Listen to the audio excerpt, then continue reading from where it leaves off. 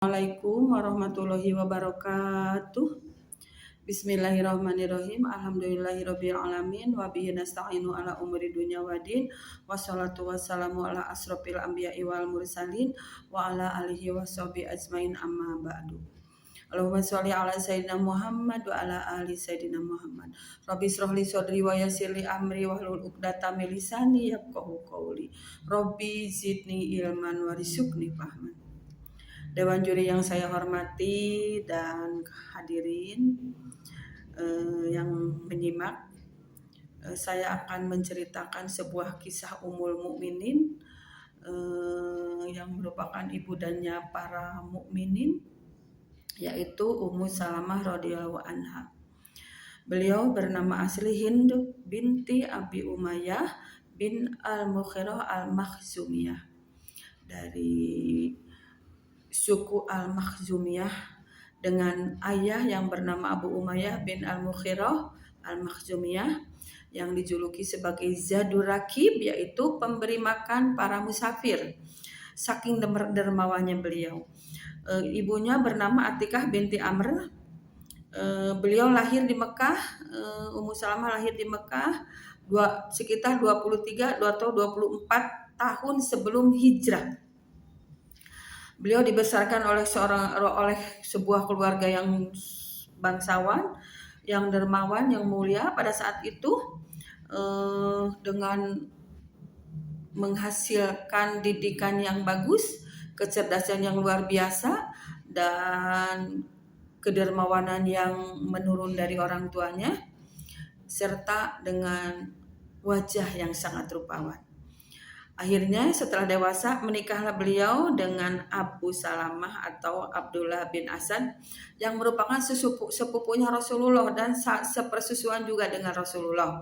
Menikahlah beliau dengan suami tercintanya, dan pada masa itu datanglah dakwah Islam. Nabi Muhammad menyerukan untuk masuk Islam, dan Ummu Salamah berserta suaminya termasuk dalam as-sabiqul awalun, atau orang-orang yang golongan pertama yang masuk Islam pada masa itu.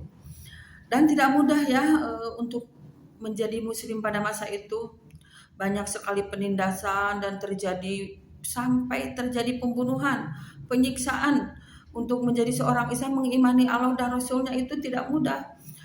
Sampai Nabi Muhammad khawatir dan memerintahkan untuk hijrah ke negeri Habasyah, karena di sana ada seorang raja Najasyi yang sangat bijaksana yang akan melindungi siapapun yang ada di wilayahnya.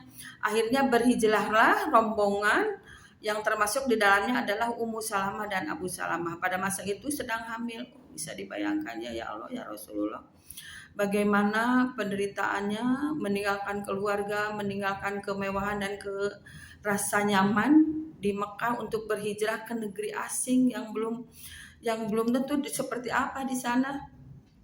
Namun karena keimanan para sahabat pada masa itu, berhijrahlah ke sana. Dan melahirkanlah di sana Ummu Salamah melahirkan seorang putra yang bernama Salamah. Itulah yang menyebabkan beliau dipanggil Ummu Salamah dan Abu Salamah. Dan datanglah kabar bahwa setelah setahun ada di Habasyah atau Ethiopia sekarang, ada kabar bahwa di Mekah kondisi sudah membaik. Akhirnya rombongan yang berhijrah di Habasyah itu pulanglah ke Mekah karena mendengar Mekah sudah dalam keadaan kondusif. Ternyata setelah sampai di Mekah lebih krisis lagi. Lebih banyak lagi penindasan kepada kaum muslimin, penyiksaan, intimidasi, dan pembunuhan. Akhirnya diperintahkan lagi oleh Rasulullah untuk berhijrah ke Madinah. Dan berhijrahlah kaum muslimin pada masa itu. Ada yang sembunyi-sembunyi, ada yang terang-terangan. Dan Ummu Salamah dan Abu Salamah juga melakukan yang sama, hijrah. Namun hijrahnya tidak mudah. Di perbatasan kota Mekah beliau dihadang oleh keluarga Abu Salamah dan Ummu Salamah. Sampai terjadi rebutan anak pada masa itu. Keluarga Ummu Salamah tidak membolehkan Ummu Salamah pergi, dan keluarga Abu Salamah pun sama, tidak membolehkan anaknya atau anak Abu Salamah dibawa oleh Ummu Salamah. Akhirnya berebutan anak yang namanya Salamah itu akhirnya di dalam sejarah diceritakan sampai pergelangan tangannya terluka, sendinya sampai ada yang menceritakan patah, copot, pokoknya terjadi cedera pada masa itu. Betapa sedihnya keluarga beliau, suami terpisah dengan anak terpisah, betapa sedihnya ya, bisa dibayangkan. Dia menangis selama jauh dari suaminya berhijrah, anaknya dibawa oleh keluarga suaminya dan dia ditawan oleh keluarganya. Selama setahun beliau selalu pergi dari pagi sampai petang ke perbatasan kota Mekah. Di sana beliau menangis dari pagi sampai petang sambil berdoa dan berharap dijemput oleh suaminya Ummu Salamah. Tapi tangisan beliau bukan tangisan kecewa, bukan tangisan pasrah, tapi tangisan keimanan, tangisan yang memperkuat doa untuk bisa berhijrah bersama suaminya, berkumpul bersama anaknya. Akhirnya selama setahun itu luluhlah keluarganya untuk mengizinkan Ummu Salamah dan anaknya berhijrah menyusul suaminya ke Madinah. Akhirnya diizinkanlah, anaknya dikembalikan kepada Ummu Salamah dan berhijrahlah beliau dalam keadaan berdua. Bayangkannya, ratusan kilometer Mekah Madinah itu bukan hal mudah, melewati padang pasir yang banyak binatang buas, tidak ada yang mengantar, bayangkan. Tapi dengan keberanian Ummu Salamah dan perjuangannya dalam membela Islam, beliau pergi. Tapi Allah tidak membiarkan beliau dan anaknya pergi sendirian berdua. Tapi Allah mengutus seorang laki-laki Arab, laki-laki Quraisy yang bernama Utsman bin Al-Butoha, yang menemani, yang merasa iba seorang perempuan beserta anaknya pergi berhijrah sejauh itu. Akhirnya ditemanilah sampai pada perbatasan kota Madinah yang bernama Quba. Sampailah di situ dan ditunjukkan tuh di situ suamimu. Akhirnya berkumpullah Ummu Salamah bersama Abu Salamah dan sampai di Madinah beliau menjalani rumah tangga yang sangat baik, menjadi garda terdepan dalam perjuangan dan melahirkan 3 orang anak. Abu Salamah sering sekali ikut perang diantaranya perang Badar dan perang Uhud. Dan di perang Uhud itulah beliau cedera yang menyebabkan beliau pulang dari perang itu beliau sakit dan menyebabkan cederanya itu beliau mati syahid, wafat. Betapa sedihnya bisa dibayangkan, pisah dari keluarganya, berhijrah, suaminya meninggal. Tapi sebelum itu suaminya mengajarkan kalau dalam keadaan duka, ada hadis dari Rasulullah yang sangat manjur untuk dibacakan di dalam keadaan sedang ada ujian, kesedihan dan kehilangan. Doanya seperti ini, innalillahi wa inna ilaihi raji'un, Allahumma ajurni fi musibatin wahlufli khairun minha. Sesungguhnya kita adalah milik Allah dan akan kembali kepada Allah. Dan berilah ganjaran atas musibah ini dan gantilah dengan yang lebih baik. Dalam hati Ummu Salamah, siapa yang lebih baik dari suamiku? Dalam hatinya ada keraguan sedikit. Tapi doa itu selalu dipanjatkan terus setiap hari selama beliau berduka. Akhirnya masa idahnya berlalu, ada sahabat Rasulullah yaitu Abu Bakar As-Siddiq dan Umar bin Khattab yang melamar, tapi ditolak oleh Ummu Salamah.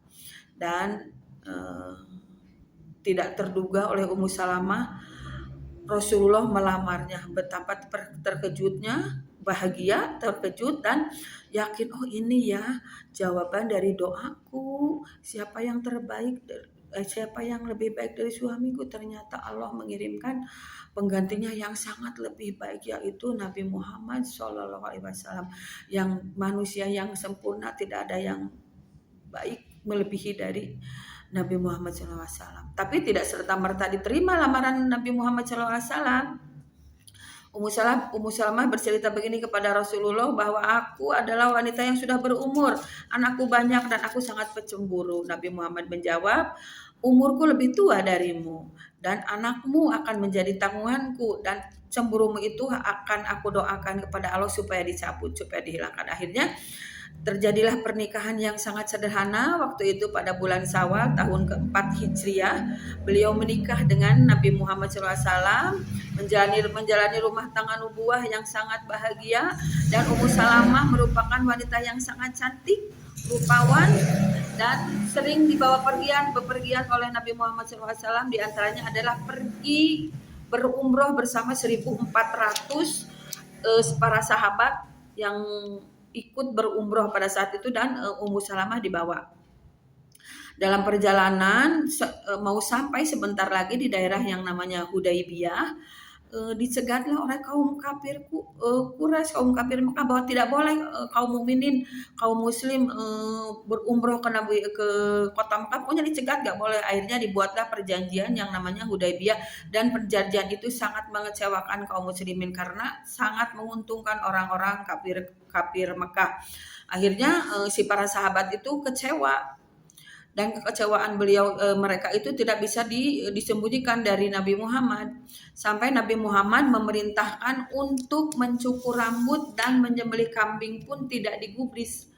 Mereka diam saja sampai Nabi Muhammad, wahai sahabat, sembelihlah kambing kurban dan cukur rambut kalian, itu sebagai tanda tahalul karena kita tidak jadi berumrah. Tidak ada yang menurut. Lalu Nabi Muhammad masuk ke tenda dan berceritalah kepada istrinya Ummu Salamah. Dan Ummu Salamah mendengarkan dengan sangat hikmat, dan beliau bertanya, bolehkah aku punya usul ya Rasulullah? Silahkan, apa usulmu? Sekarang engkau keluarlah dan suruh dan sembelihlah kurban dan suruh sahabatmu untuk mencukur rambutmu. Akhirnya dilaksanakanlah perintah itu, saran itu oleh Rasulullah, dan ternyata Masya Allah, saran dari seorang istri yang sangat cerdas, yang bisa memberi solusi saat genting. Semua sahabat mengikuti apa yang dilakukan oleh Rasulullah. Oh Masya Allah, semua mencukur rambut dan menyembelih hewan kurban. Dan itulah sekelumit kisah yang bersama Rasulullah di antara banyak kisah.